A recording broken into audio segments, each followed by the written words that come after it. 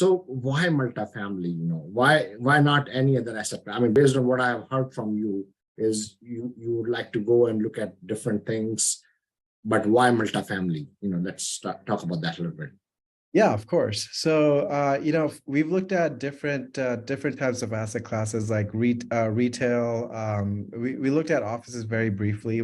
This was back in 2018 when I was working with my wife only. And then we also looked at, industrial and self-storage and obviously single family and multifamily.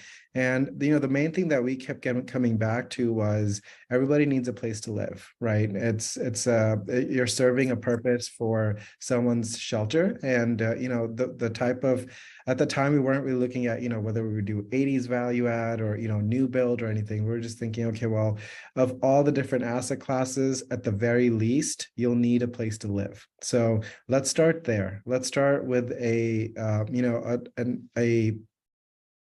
section of the market or sector of the market that we're somewhat familiar with, because I used to rent apartments, when I was younger.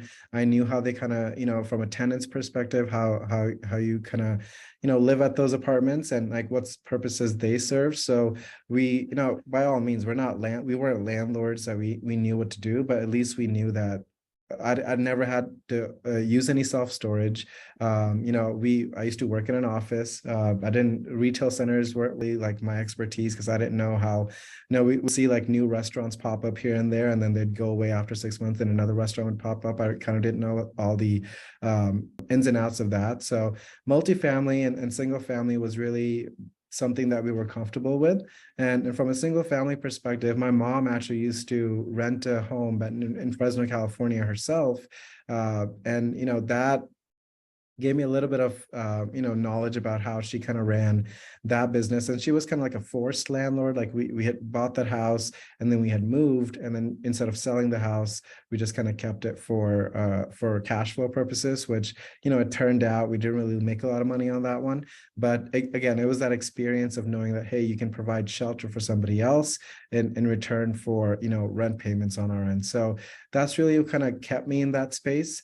It's not to say industrial or retail or any of the other sectors aren't good. It's just we never kind of explored it because we were just so comfortable with multifamily. So that's why we kind of started with that and stuck with multifamily on our end. Bikram, your resume is so impressive. Like Prashant said, I just want to, it's an awesome thing. We appreciate you coming on. One of the questions I have is, it looked like you didn't have a lot of folks in your life, maybe not other than your mom, who had a single family, whatever. What were some of the challenges coming from the profession that you have to where you go into multifamily? What were some of the challenges that you run into? And you may want to share with our audience just to prep themselves in terms of make a successful transition like you did. Yeah, of course. Yeah. So when we started, the first deal that we ever bought was called Silver Oaks, 36 units. It was in kind of a rough area in Phoenix. It wasn't the best area, but in 2019, honestly, if you get a deal under contract, you're kind of blessed, honestly. So we instead of syndicating anything on the front end, and the very first deal that we acquired, I had put in my own capital.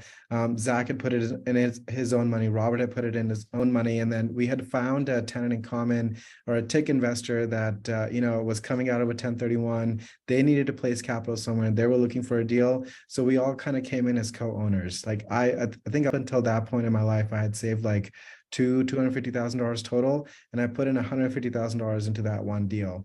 And it was a big risk that we took. And at the time, I didn't have any experience in multifamily. I did not know how apartments are run. Right. All I knew was, I'd underwritten deals up until that point. Obviously, from like a numbers perspective, I knew how they were run, but from an actual operational side, I didn't. So the one thing that I did was I kind of just submerged myself in anything related to apartments. When we closed the deal, I was helping the property manager essentially do the accounting side of it. I was on the weekly calls with the property manager to make sure that, whatever they were doing from an operational perspective, I knew what was happening. I was, volunteering to do the reporting for them so that I would understand what's going on in and out of the property. So, lease expirations, move-ins, move-outs, getting units rent ready, renovation, operations. I was handling the CapEx invoices that were coming in. You know, Zach and Robert, they were in Phoenix at the time, so they knew, like, they were going to the sites, making sure the work was being done.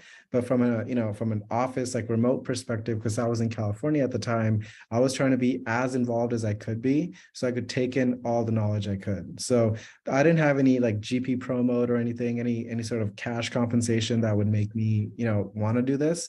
It was more of, I knew we wanted to start up a syndication company. We wanted to buy deals. That was my entire goal. And I didn't feel comfortable going out to investors and saying, hey, come invest, your hard-earned money with me, even though I've never done this before, I'll make it work. That was not what I wanted to do.